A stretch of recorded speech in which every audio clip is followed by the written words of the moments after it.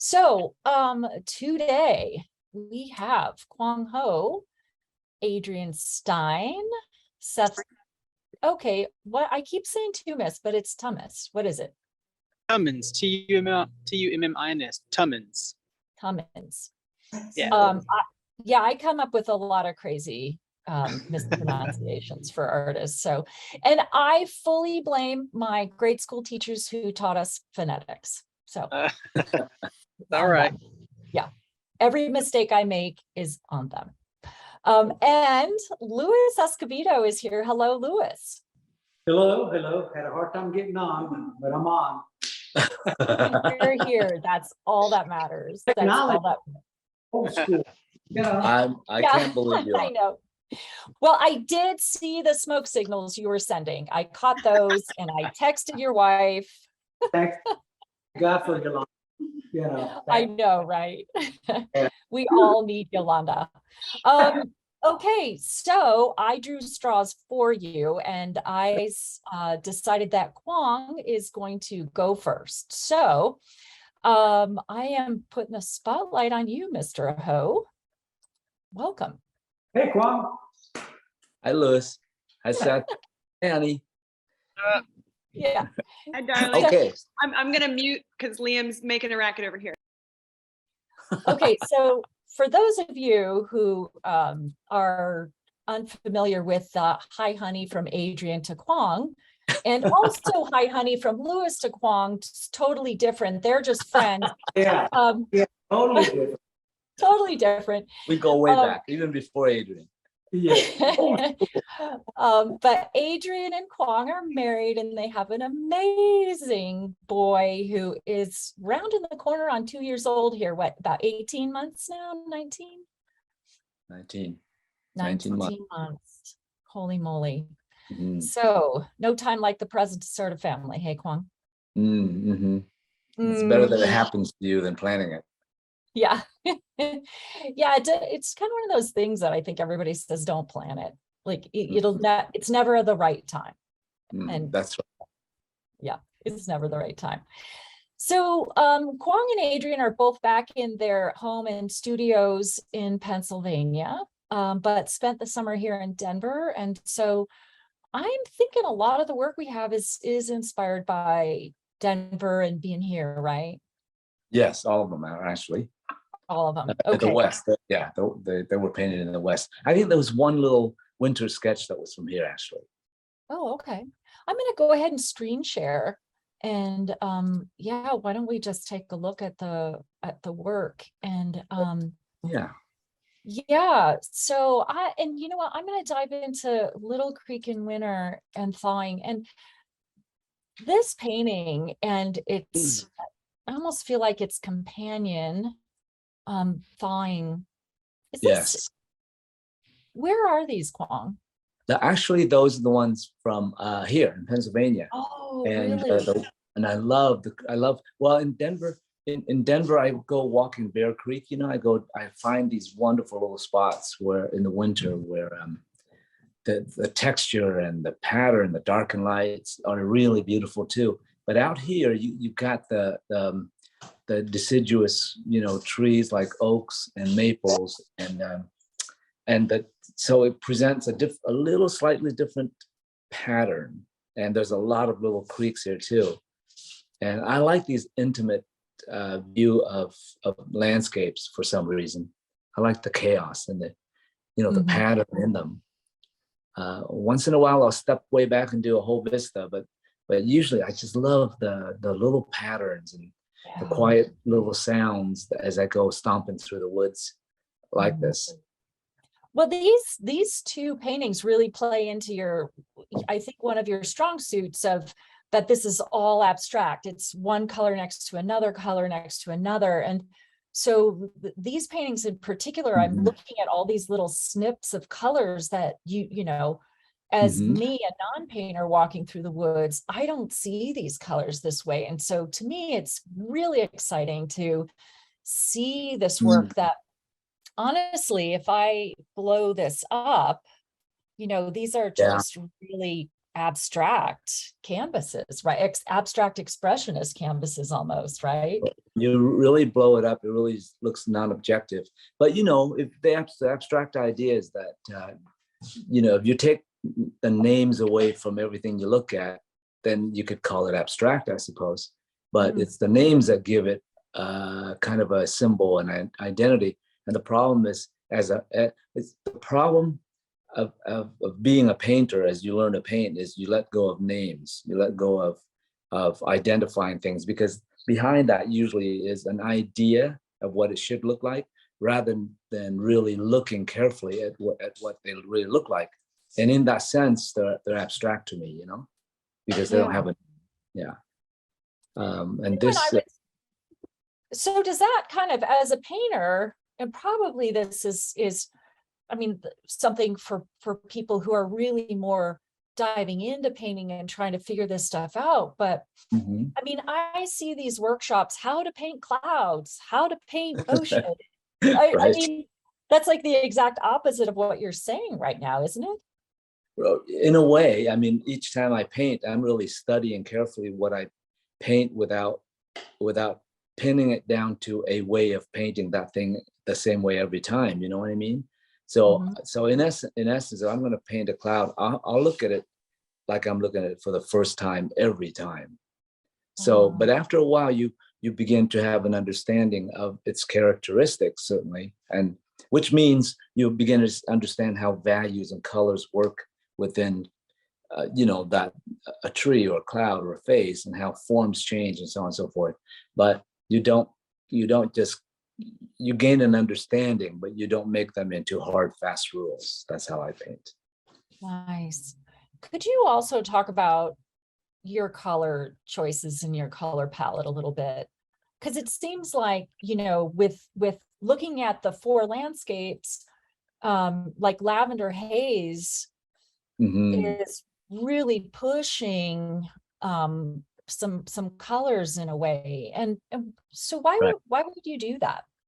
Well, it's like playing music. If you're playing jazz, and you say, well, I played this song in A, in a key of A all these years. Let's see what happens if I make it brighter and go up to F or something, like F sharp or something weird like that. So in the snow painting, I could have painted it in a way that, I set up and see and paint what I saw. Instead, I turned all the colors towards a lavenderish intention, just to see what will happen. So if you notice that in the white of the snow, those hints of yellows and yellows, and of course purples are complementary. So I'm pushing that harmony like that, just the way, like playing with sound. If I was a musician, Yeah. So I make assignments for myself when I'm painting, just to kind of wonder. I wonder what would happen if I did this. You know what I mean? So I would take a motif that I understood and then do it in a different way, just to see what would happen. Yeah. So I mean, I think, and this is somebody who doesn't paint, but I think this is like a lot of hard work. I think I have the fun part of all of this. but to hear you talk about, just giving yourself an assignment and playing, and I mean, that actually does sound like you're having a lot of fun throwing paint around. Oh, I'm not going to paint if I'm not going to have any fun. Yeah. I try to find as much fun as possible. Each time I do a painting, it's like, oh, I wonder if it's going to, you know what I mean? And so that gets me excited. Like this painting here was from the experience of taking an all day long horseback with some people as a ranch up in Jackson, Wyoming. Oh. And I've never done that before. Oh my gosh, I was in so much pain after the whole day. But their experience of, it's painful. But walking through the woods at one point, it was like this amazing texture of light and shadow and patterns, and the horses and the riders kind of all melted together. And this painting drove me nuts. I tried so hard to recreate that, but so this is my first attempt at this. I can imagine doing this painting and turning it towards lavender and green and blues and in many different ways. But in this painting, the first one is to work out the skeleton of it, to work out the drawing and the value relationships. And with painting for me, if I can work out the value in the drawing first and get really good at that, then the color can vary, you know? Yeah. Do you know, when I saw this, because you texted this image to me, I just remember thinking, oh, finally, a trail, a bunch of horses on a trail that is the art of this. Like, you, to me, captured the smells of the trail, this cool and the dappled light, and what it feels like to be out on the trail with a bunch of people. And you know, you have to be attentive because something could spook your horse and you better know where you're going to land, right? But but I also feel like this is the painting that, you know, when I first saw it anyway, I saw this beautiful trail in the forest and the dapple light, and then the horses came out. Yeah. And I think it's an interesting thing in the Western genre. 99% of the people who paint something like this, it's all about the horse and rider. Right. And the landscape just fills in. And Yeah, to me, what you captured is that when you're on horseback in a trail, you're part of the landscape. It's almost like I was trying to paint the feeling of what I remembered rather than being specific. The horse and riders are just part of the entire environment, you know? Yeah. And that's what I was trying to capture, I suppose. I love this painting. I just really love this painting, Huang. Okay, and then I think you've given me another. Oh yeah, the boy and his dog. A cowboy and his dog. A cowboy and his dog, yeah. So this is also on that ride. And this young man, he was leading the whole crowd. And that little dog in the bottom of the corner of the painting there was so cool. Half the time he jumped up and sat on the horse. Other time he jumped off and was leading and running. He was just like, he owned that whole mountain. Wow. But that cowboy was so cool. I asked him, well, how do you ride this? And he starts jotting. I'm hurting every time the horse jots, like I'm bouncing my butt off. He said, oh, you just have to know how to move your butt. That's great. So I was trying to do that, but he was such an amazing. He was so at ease, you know, with the horse and the landscape and the mountain. At one point, I was snapping all kinds of photos. But unlike the last painting, this one has more of a graphic quality to the colors and shapes around him. So I'm trying to simplify it down to the essence of what's really, just this relationship with the colors and shapes. But then his chaps and some of the details around the saddle was what's really interesting to me. So I let that be the focal point, and easing down to even the horse, even the dog is partly in shadow, but his presence is there connected to the horse's shadow. You know. Yeah, very much so. And I think it's such an interesting thing being with the Coors show, because we get, after opening night, we get close to 40,000 people, and a lot of them are the families of they're either showing cattle or sheep or pigs or whatever, and kids, 4-H kids, and they come through, and to me it's so much fun to listen to them talk about the art, because their conversation is totally different. And honestly, I think their conversation, they're picking up on the authenticity of what the artists are presenting in such an interesting way. And so, we could talk about drawing and design and all that. Right. If it's not there, boy, I hear them talk about it, and if it's something that's forced, or if the artist is uncomfortable with a subject or whatever it is, they pick up on it, and they don't know anything about art, but it's so fascinating to me. I bet they do. So they're Yeah. looking for the story that I wouldn't know. I don't know my Western subject. I'm just painting my experiences that I've had. I'm not trying to describe what a life of a cowboy is like, because I'm just looking as an observer, and not an expert like a lot of the Western painters. They're expert at all those little nuances and details, and I'm not. So I'm just painting my immediate experience. Yeah, which I love about this, because that's to me where it's authentic. If you try to paint someone else's experience, Yeah. it quite Mhm. work. Mhm. Okay, Kwong, go nowhere. Actually, I never go anywhere. you may have to go get your kid. Yeah, right. Maybe I will, actually. Time for a switcheroo. He's Yeah. getting nervous over there. Is the okay? Hey, so Adrian Stein, you are up next. I'm going to put the spotlight on you. Great. Who you are. Fun? This has been so much fun getting to know you, Adrian, and I've been watching your work for several years. Mostly Kwong introduced me to your work before I even knew you. And it has just been so wonderful. And I think it's an interesting thing that you and Kwong are married and have a child, and you travel together and you teach workshops together and you're all over the country together.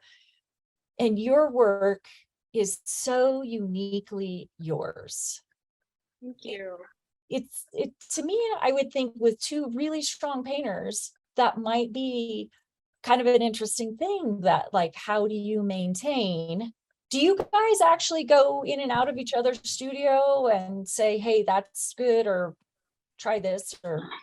We do. And I think that's the interesting thing about the dynamic between Kwong and I, because we're very open to one another's opinions. And I often get Kwong, when I'm working through a composition and I feel like maybe something's just not right, or my instinct is telling me that a passage needs some work, I will always ask him for his opinion on, what strategy he might use to help the composition, or whatever the case may be. So I do ask Kwong for his opinion. But the thing is, when we talk about art, it's more in the general sense of what is great art, what is great design, how to create wholeness, a sense of wholeness and rhythm in a painting. And so these sort of general concepts. But as far as our personal touch and mark making and visual language and symbolism, completely different, and we both just come from a totally different place. And actually, when Kwong and I first started dating, I was 30, and by that time I had studied with a lot of really wonderful, influential instructors, and I had gotten to travel the world, and then I got my bachelor's of fine art, and then I went on to get my master's of fine art. So I had sort of like a very developed stylistic approach by then. So Kwong and I certainly influence one another, and he's a big influence on my work, but I feel like my work kind of maintains its personal vision, because it was pretty well formed by the time we met. So that's kind of a cool thing, is that we influence one another, but we remain very distinctive, I think. Yeah, I think so too, which is, I just think it's amazing. And I love seeing that, because I think you two are such nice compliments to each other. Okay, so this, I'm going to call it a series. Yeah. I'm not sure if that's what you would consider it. Yes. But this is a departure from your normal work, and I think possibly, please correct me if I'm wrong, but maybe you, from coming out west enough, are starting to, like, the West is starting to filter into some of your thinking. Yes, absolutely. I would say that's true. And Western forms, I grew up in Pennsylvania, just for a little background for those of you who don't know my story or my work. I grew up in the Northeast. So, Western forms are relatively new to me, and the Western landscape is something that is very foreign to me because spatially, of course, the Northeast is so different from the West in that, it's so lush and green here. And even when you have a big expanse of a farmer's field or something, you're looking out over an expanse in Pennsylvania, it's still punctuated by trees and foliage. And when you go out west, of course, you've got these vistas where you can see hundreds of miles and these skies that feel enormous. And there's this spaciousness, and it has its own kind of mystical quality. And so the visuality of the West is relatively new to me. And some of the artists of the West too, like it's kind of interesting because this series of work that you mentioned, Rose, they do go together as a series because I was thinking about them thematically kind of the same way. Like some of the Western kind of mystical painters, like I'm thinking about Agnes Pelton. She's an artist who was working in the Southwest. She's a German immigrant, but she was very, inspired by the Southwest, where she lived in New Mexico, and sort of abstracted the landscape. And of course, an obvious influence to mention would be Georgia O'Keeffe, just kind of how she used those Western forms, and natural forms of the West to kind of create her own celebration of form in her paintings. And so for me, and I'm also kind of obsessed with the idea these days of creating a genre-less painting, or like creating a painting that doesn't fit neatly into the category of landscape or still life or figure. I mean, you might say that some of these paintings have a landscape element, that there's like a landscape in the background, but they're not still life, even though they're depicting objects. And that, you can't say they're figures, even though the bones are kind of a stand-in for a figure, or maybe they're supposed to kind of hint at a figure. Yeah. So, I mean, to me, I was like, well, how can I create, this celebration of form where they don't quite feel like landscapes or figures are still life, but they're kind of celebrating the abstract design of these forms that I'm depicting. Mm-hmm. So that's actually an old image of that painting. I submitted a new one to Olive, but this one doesn't reflect it. But yeah, I worked back into this painting. So Oh my gosh, of course. I submitted it, and then I realized, oh gosh, I want to work back into it. So I did work on it some more. But Nice. yeah, so just thinking about some of these, I love bones and Colorado wildflowers, and so I was thinking a lot about that. And then this one here called Legacy. Yeah. 2 of those skulls were found in the woods behind our home in Pennsylvania. And then all of the flowers that are in that composition were foraged from our garden in Pennsylvania in May. So, we have all the azaleas and the peonies and the roses, and we have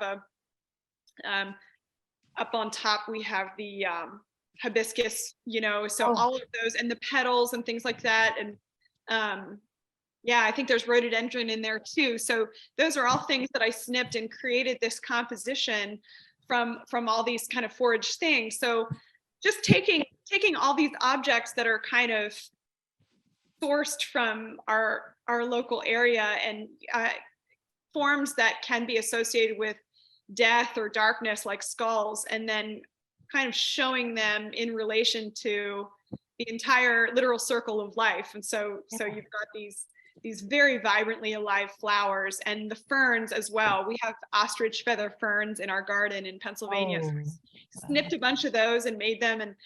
And I'm always just kind of thinking of, also ancient cave art. Of course, I was thinking about how I watched this film by Werner Herzog called Cave of Forgotten Dreams.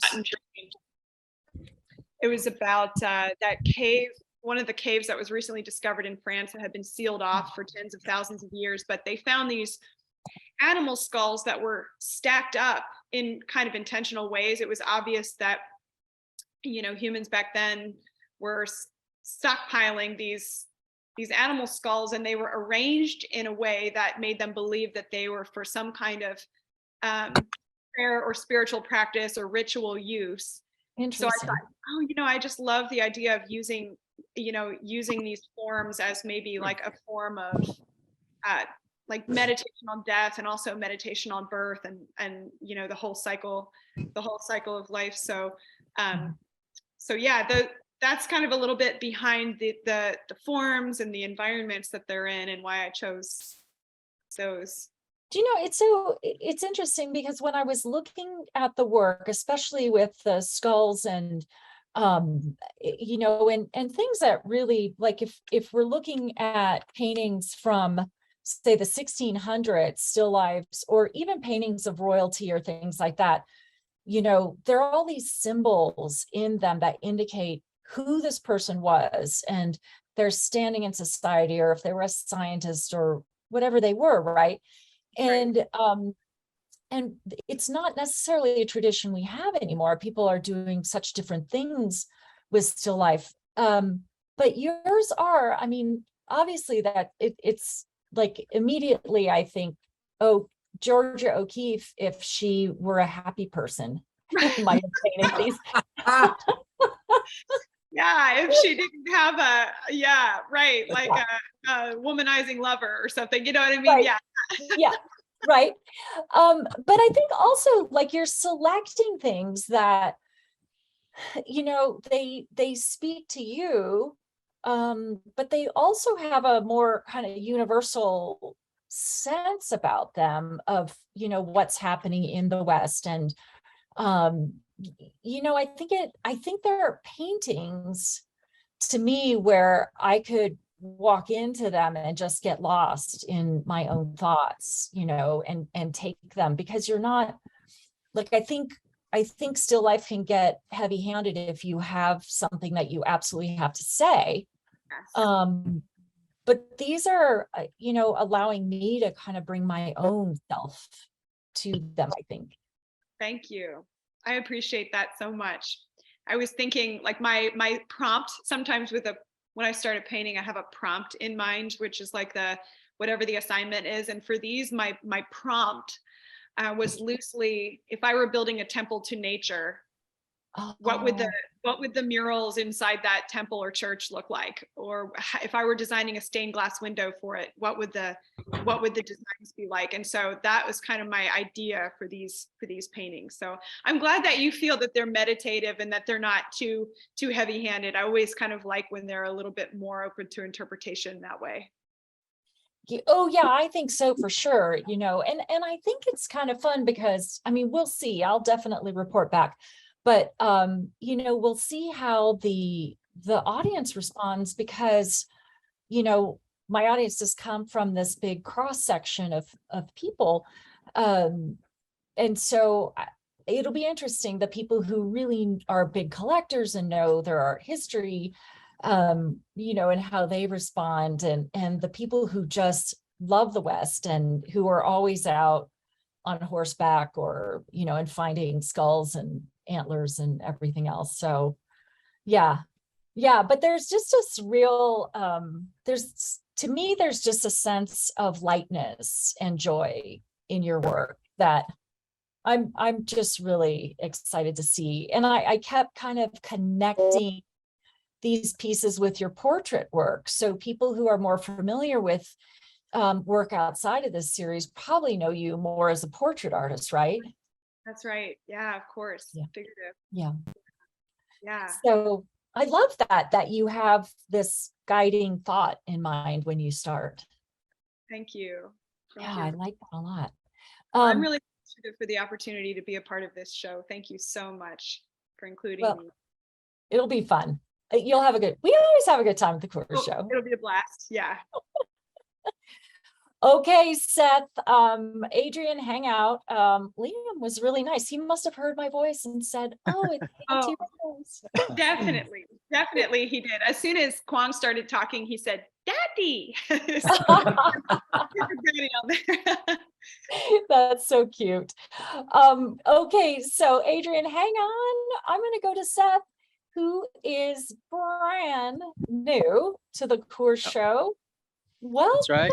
Seth, hanging out in Tennessee, out in the backyard, or where are you? Yeah, this is just some of my dad's land. The first two places I was going to set up was too loud. There's too much going on. So I had to come out to a field. luckily we have internet access out here. It's good. So that's where I am. Wow. Is that a bonus of living in Tennessee? Well, yeah, there's lots of bonuses of living in Tennessee. Just ask all the Californians coming in. Oh, hey, you don't have the market cornered on that one, my friend. I live in Denver. Yes, I understand. Okay, so here's a Tennessee guy with work in the Coors show. And I would love to dive in and do a screen share, but tell us a little bit about yourself. And you're primarily doing landscapes, hey? Yeah, landscape. I suppose because that's what I have.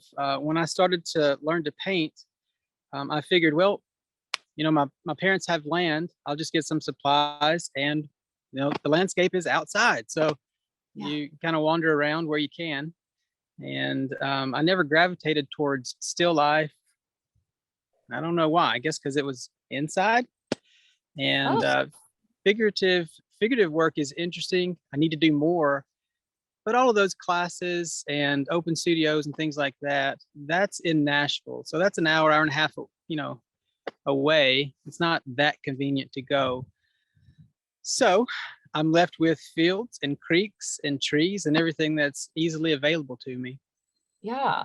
Were you one of those kids who was always fishing in the creek and bringing Okay. snakes home? And So I was outside a lot and I was at the creek a lot, but I'm not a fisherman. I'd rather just look at the fish and not Yeah. catch them or hold them or anything like that. So yeah, I would go to the creek. I would spend hours at the creek and just look at the rocks and find fossils and stuff like that. I would be gone for hours, wandering around the fields and stuff nearby.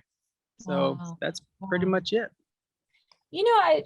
So an artist who I just admire so greatly, Len Schmiel, said to me once, you can't paint the landscape without getting your hands dirty. And yeah, Yeah. I think there's a lot to understanding how nature moves and works. And if you're going to really be, in a sense, authentic with the paintings that you're working on, right? Yeah, and as for me, I don't necessarily look to give. First of all, I don't think of when I start to paint. I don't really think of a viewer. I don't think of anyone else looking at it. It's pretty much just me. Yeah. And second of all, I don't really think of trying to give someone a window onto the world. Like let me transport them somewhere else. Yeah. I go for, I don't know. It's the feeling of a place. It's more like memory combined with some sort of affection, and that's not that doesn't always come through if you simply depict the scene. You know what I mean? Yeah. So talk about this one that I pulled up. It's this night scene with the birch trees, and I think Yes, they're birch. Yeah. they are. I greatly simplified them, but and it may appear a little bit more blue here. I had a really hard time photographing this picture, but anyway, it is sort of a twilight looking scene. I'm just not so sure if it's that blue in person. Yeah. Anyway, that Well, one, people will have to come to the show and see it. Yes. That's what happens Yes. right now. yes, and it's in a beautiful frame, by the way. So for what Oh, it's worth. good. Yes. Good. That I called that one Plenty Coups piece. So I don't want to talk about a Native American chief like I know something about him. I don't, but I did read a little bit about this person. My first trip back from Wyoming, I would see signs with this person's name on it. I had no idea, never heard of him. So anyway, I got back to Tennessee and was reading a little bit about this person. Very interesting person, from beginning to end. Very interesting person. And I was going through some of my references from Wyoming. This is from the Bighorn Mountains. And I don't know, I just got to thinking about some of his visions as a child, because he went into the mountains on a vision quest at least twice, maybe 3 times, I'm not sure. And I got to thinking about that and these references, and I just kind of, in my own mind, made a mashup of not necessarily depicting his vision, but my perception of the story from Yeah. today, if that makes any sense at all. Yeah, yeah. Hey, speaking of vision, I'm gonna pull up Little as Much. And so it's these rocks with this pooling water below. And when I first saw this image, I haven't seen the painting in person, but I fell in love with this because it's not straightforward. And I think I can't wait to see it in person and see the textures that you've added to the face of these rocks, and to really give them so much interest. But I wonder if you would talk about this. Is this a Tennessee painting? Is this near you? So actually, yes. I included it because y'all have big water out west too. It's just a little bit different than we have in the east. But this is from a creek at the base of the Appalachian Mountains, and this is one scene where I didn't really deviate a lot from the reference because when I was there at the creek, just sort of taking it all in, I saw everything that I needed to say. It didn't really need any more of me. And so when you see a small action of water over a long period of time causes a lot of change. And so I thought, what if, how do you make a painting that has no strong light effects, no real color statements, there's no figure in it, there's no animal in it, there's nothing really for a human to look at. And in fact, it might be really easy for someone to glance at and then walk by very quickly. But how do you make a painting that is still interesting, but has none of those things that we normally associate with, a captivating painting? So this is what I came up with. Half of the picture, or more than half of the picture, is just texture, really. Wow. And it's only the 3 square inches of the white water that's pinning down the whole thing. And that goes right along with the idea, right? Little is much. Yeah. Wow. Yeah, I really love that. It's just gorgeous. Well, and then it is kind of one of those things that, finding these strange perspectives in the landscape, right? Because there's so much landscape painting. You really have to kind of put yourself into it to make it interesting and unique, right? I mean, I think you do. Yeah, I mean, it helps. So. Yeah. Hey, okay, talk about Moses, because we were looking at this piece. Here it comes. And another one with really wonderful subtle texture and flow. And it took me a while to see this deer hidden in here. I almost don't want to point it out. I just want to say that. That's okay. So this is Seth's stab at a wildlife painting. Yeah, right. So again, the reference, if I could just start there, was just a ditch in Wyoming. There were several deer hanging out. It was a beautiful day, and I was on a dirt road, dead-end dirt road to somebody's ranch, and this little deer was 5 yards away from my car, just as happy as could be. I mean, didn't even care that I was there, but it was completely buried. I wouldn't have noticed it at all, probably, if it hadn't been for the ears. Now, I had minimized everything in this picture. I mean, obviously the ears would have stood out more and whatnot. But when I saw the animal sort of surrounded by what, I don't know the name of the grasses or the plants, but to me, the word reeds came to mind. And when I think of reeds and a little, I guess I could say infant deer, a little baby deer, my mind went to Moses, who was put in a basket, probably made of reeds, and floated on the Nile, found, probably pulled out of the reeds, and he remained hidden. And the hiddenness of him is what helped save his life. Yeah. So that's that. But that's the story of it. The painting of it is, I don't know if it's simpler or not really, but I just wanted to make a painting like I'd never made before. One that was just about not controlling chaos, but just seeing how much crazy chaotic stuff could I put in a picture and still have a picture. Yeah. Yeah. Well, and you know what? This is another one of those paintings that, and this is really something that got me excited about your work when I was just seeing images of it, is that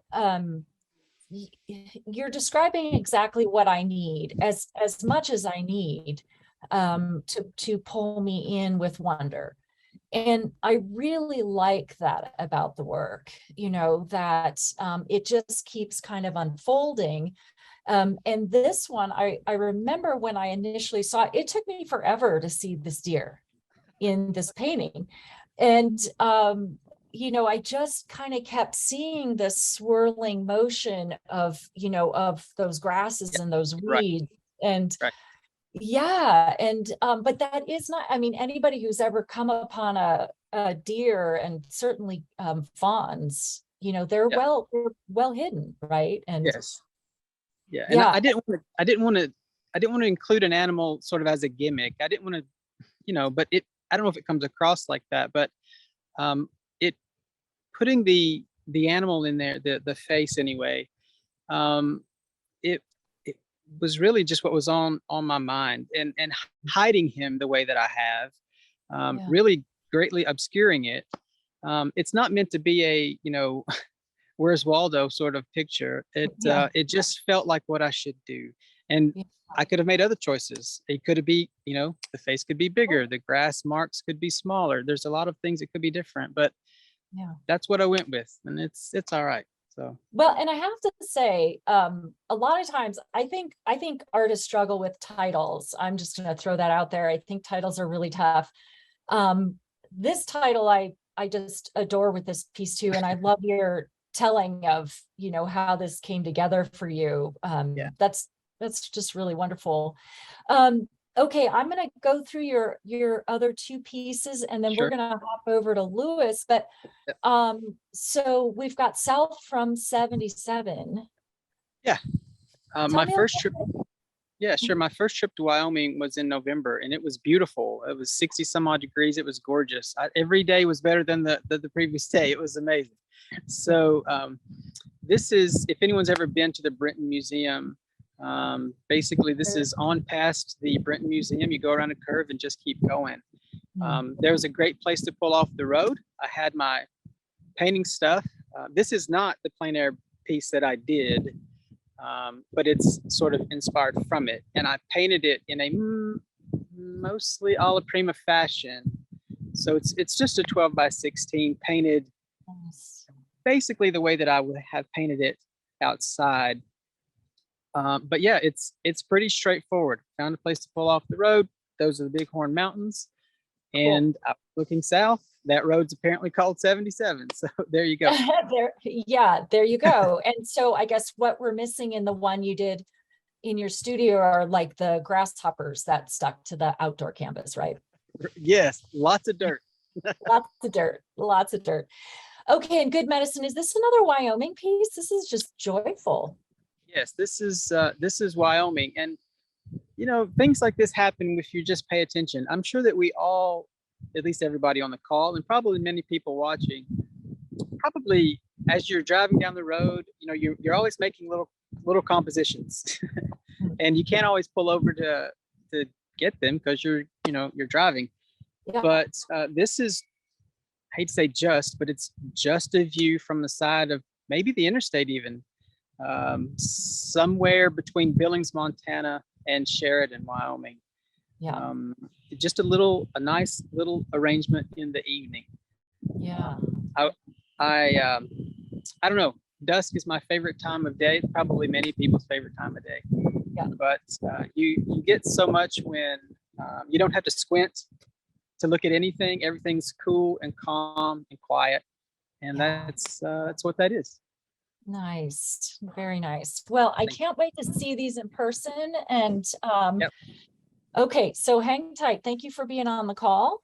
And I'm going to come right back to you. Louis, you, my friend, are in the spotlight. How are you? Oh boy, New year. you're there. Are you guys, you're still in Santa Fe? Or you're in Santa Fe right now, right? Yes, I'm Santa Fe. So far, so So- far. Yeah. Well, so Louis is, your wife tells me that you're the nomadic one, that you like to change places and I'd like to give me a gypsy wagon, you know, one of those Yeah. really, that would be so cool, you know, with a nice engine in it, you know. Yeah. Excuse me, electric nowadays, you know. Oh my gosh. So I don't know if you guys know this, but Kwong and Adrian have a condo in Denver, and they're kind enough to rent it to me while they're gone. And so I love this. They have a coffee mug in here that says, what is this? Do you know this mug, Adrian, that says electric cars are magic. good. Electric cars are good for us because electricity comes from magic. Yes, that's it. Oh, okay, we're not getting political, but okay, that every day I see that, it cracks me up. I appreciate you. I appreciate you leaving that for me. Okay, Louis, you know what? We're diving into your paintings. I'm just doing a big old screen share. And I'm going to give a shout out to Yolanda, because we actually have all your paintings in Good.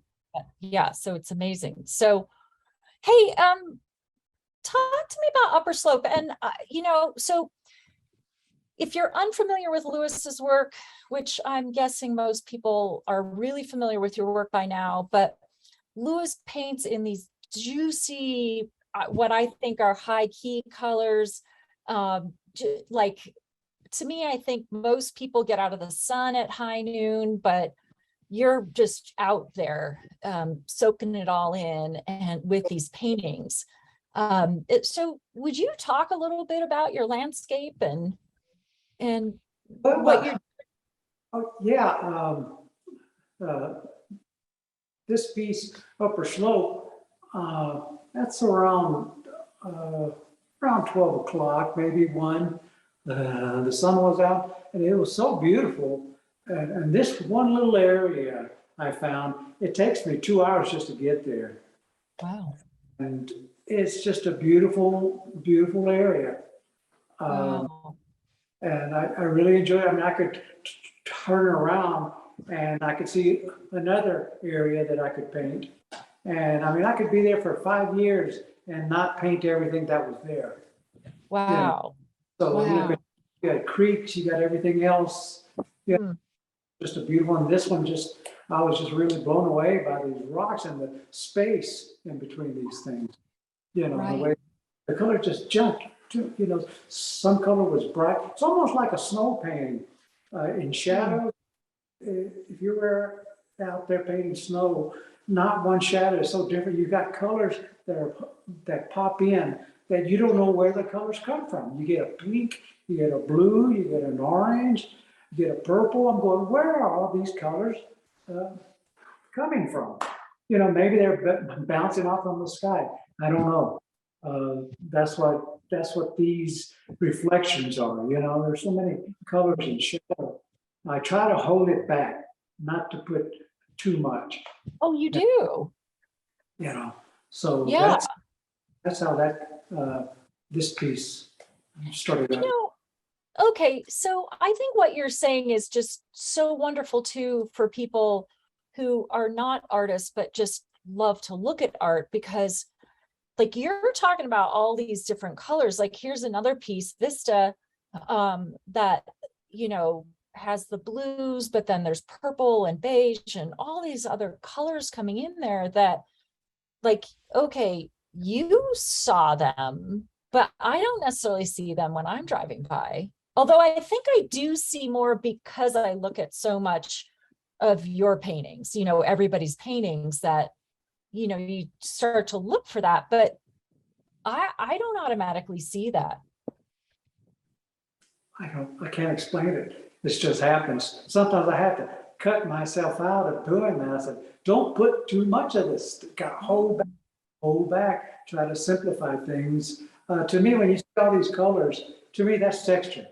So I try to hold it back and not put too much in a lot of things. You know, so then there'll be a calm, you know, because I mean, paintings, you got to have calm and you got to have the roughness or the texture to make a painting. Everything that is involved in that. Yeah.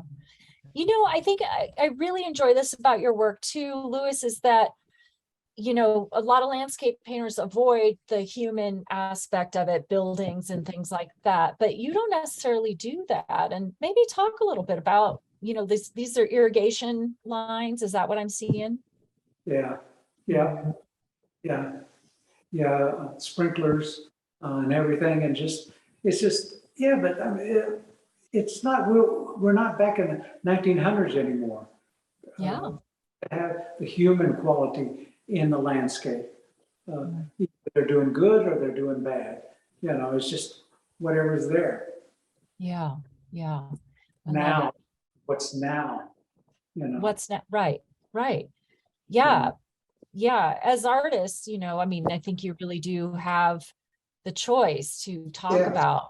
Yeah. yeah, Okay. So land for sale.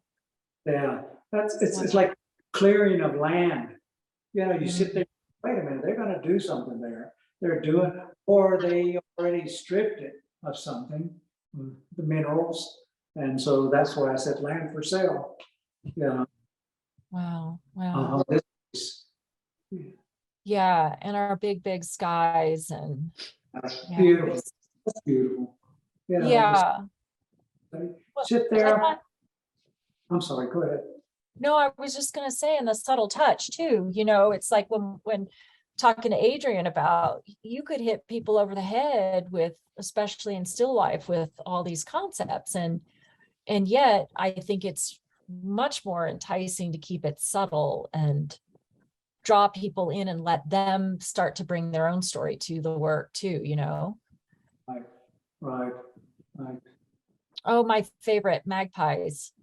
Yeah, these guys, they're so beautiful, you know, and the whole thing, and they're always out there, but do you really notice when you're out there, you're looking more at the stream, but they're really out there right beside you. Yeah, yeah. They really Yeah. are fearless too. Oh no, they don't care, you know, but I love them. They're beautiful birds, you They're know. probably hanging out waiting for a human to die, because there's probably some good eating right there, huh? Small fish or whatever that, or a worm that they threw out that they couldn't catch, you know. So again, this is another one of these days that's like noon or something, you're out. Yeah, yeah, that's about the only time I get out there at noon, you know. And all of a sudden I say, well, I'm still, like I said, it's the shadows. Look at the shadow. There are different shadows in each rock, you know, getting pushed back and back and back. You know, Wow. intensity of the shadows, how much intensity do you want of the color? Well, yeah. And again, I can see like, okay, just right here, there are these blues and turquoise and greens and orange and yellow and, you know, all in a rock, and standing back from it, it makes complete sense. But diving Yep. into it, it's kind of exciting. Yeah, it is. It's a beautiful piece and I love it. Yeah. I just love that. I think that birds just make me laugh. You know? They do. They do. Okay, so the Great Expanse Yeah. is Yeah. another.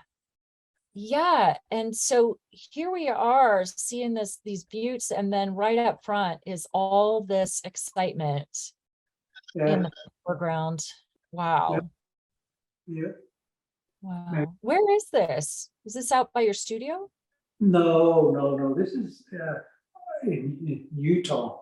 I mean, Oh. you go there and you just go, whoa. I mean, everything is so, even though it looks close, but it's just so beautiful. It's just like the skies are even bright and just, it's like, I cannot believe it. I think it's probably because lack of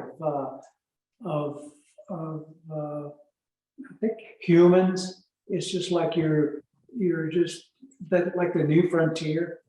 That's what I is, and to me, it's just it blows me away sometimes. Wow. Of nature, of places that we haven't seen, you know, because I mean, I've been in here and I've been all over the United States, and it's so hard to see everything. You just can't do it. You can't do it. But it is nice when you have an artist kind of open up the lens a little bit for you with the colors and kind of where to go. Okay, postcard from the West. And you have, did you paint this little pony last year for us? Yes, this one was a study for the big one. And I had to do it as tight as I could in this painting for the big one to do. So this one's in that same place where the rocks where you have to, where we look up upper slope. This was in the same area. These beautiful Nice. that are there. Like I said, you could be there for 5 years and still not paint everything. Everything there is so beautiful and Yeah. just a wonderful horse. He's just a Oh, beautiful horse. he is beautiful. This is the study for the piece we had last year. Yeah. Wow. But Wow. basically, it came down to be a painting because I mean, I kept on going. I said, "That's enough. I don't want to put too much in." So when I did the one, you know, but I kept Wow. this piece back. So I decided to go ahead and put this up for this year. Wow, thanks. Well, okay, so we are actually 1 minute to 1 o'clock, and what I would love to do is have you all unmute, and I don't know if you have questions for each other, and anybody who's out there listening, if you want to throw any questions or comments in the chat, I'll read those aloud. But yeah, thoughts, comments, artistes, dive in. Everybody was beautiful. Everything, Kwan's is just beautiful. It's not like the way he simplified something on that horse with the dog. I love that. And Adrian's the skulls with three, to me, with flowers around it, to me, it was like a rebirth of something to start. Maybe it's the New Year's. I don't know, but that was just beautiful. And Seth, I love that little deer. Just loved it a lot. Thank you. Thank you very much. Yeah, wonderful to see all your work, Seth. Really poetic things, and I've always, you know, this is really wonderful to get to see your work in the course show. Really Thank poetic, the way that you translating the landscape to those beautiful, subtle value relationships. And Lewis, his colors have always amazed me. He and Adrian. So Adrian's really shown me that my color I've been way too muted and too dull all these years, and I didn't realize until I see her work. Oh, that's what I want to do. I want to mute a little bit more.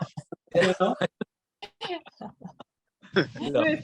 Lewis and Seth, I love all of your work in the show, and I can tell how much fun it's going to be to see them in person. I cannot wait to see them in person at the show, because I know that JPEGs don't do them justice. And Seth, your work is so subtle, it's so sensitive. I loved hearing the stories behind each piece because it felt so intimate. And Lewis, I was also blown away by your color. And one thing I wanted to ask you, Lewis, actually is I didn't catch whether or not were those paintings done on site, especially the first one that Rose showed. With the slope. Yeah. Slope. Yeah. No. Not painted on site. That's amazing, because it has that feeling of being painted on, like the colors feel so fresh.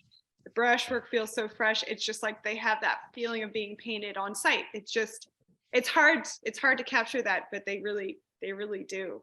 You know, sometimes I think I don't know if it's the texture that's underneath it, or sometimes your paint doesn't come off the way you want it to come out to look to be now. How did that come out so fresh, so lush? I don't know. Sometimes some paint comes up weird, and I don't know. It's just the start, either the simplicity of laying thin or laying thick when you start off. Sometimes I lay in thick, comes out beautiful, and I get a heavier texture where I want it. Sometimes it doesn't. I don't. I'm not a magician. I just paint. It comes out. I just get lucky. All I could say. I love how it's a mystery even to you. Yeah. Yeah, that's the best way to do it. Is just throw the paint on the canvas and just hope it happens. And then you just, Yeah. I mean, it's like, I don't know. Sometimes I go, well, how did I do that? I don't know. We're supposed to be right. We're supposed to be professionals, right? Yeah. And it doesn't come out that way, though. I feel like sometimes I'm painting in the 6th grade, but then sometimes that 6th grade painting I love. Before I even attack it more. This reminds me of, I can't remember what writer said this, but it's something to the effect of, I'm just taking dictation. Like you start writing and then at some point you're just dictating something that you have no idea where it came from. And it seems to me, especially where each of you is in the, on your career path, it's like probably some of this is a bit of dictation in a sense. You're sort of going, yeah. yeah. You mean like channeling? Yeah. Okay. Okay. Say the name of the guy I need to look up, Kwong. Yeah. He's got a guy for you. He's not a guy. Channeling, but yeah, no, I think there's like, is it just maybe getting out of your way? Getting out of your way, right? That's it. That's the real beautiful mystery. Because I'm in the studio painting every day, but the best moments when there's a sense of me not being there. I'm just observing and reacting and observing and reacting. And there's no fear, there's no anxiety, there's just but you have to be laser focused too. Those are the best moments. Yeah. It's getting out of your way is a really good way to. I think what it is, it's called there's no doubt. And so when you paint, you just paint, but you don't doubt yourself. Yeah. It's just strange. I wish I knew time that no doubt would show up.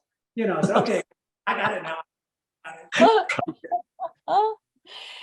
Yeah. All right. Okay, you guys. Any other thoughts? Or are we ready to call it a day? Yeah, if I could just say, I can't wait to meet everybody. It's going to be so nice. It's going to be so good. I'm a bit out of my depth, so be nice when I meet you. Yeah, but you say that now. But I'll say hi. Hey, I got you. Oh, by the way, John Michael Carter, I just saw him at the Eastern Regional in Indianapolis. You know him, right? I was going to say, I'm not going to say all the bad things he said about you, but just kidding. It's your first time, right? At the course show? Yes. That's so great. Congratulations. Yes. That's so cool. And I love to see how a Tennessean interprets the West too. That's so great. Thank you very much. I appreciate that. Can't wait. It's going to be good. Yeah. It's going to be good. Excellent. All right, you all. Thank you so much. I really appreciate your time. Get back to work right now. Go, go, go. Thank you, Rose. Thank you, Rose. Thank you. Thank you. Bye, guys.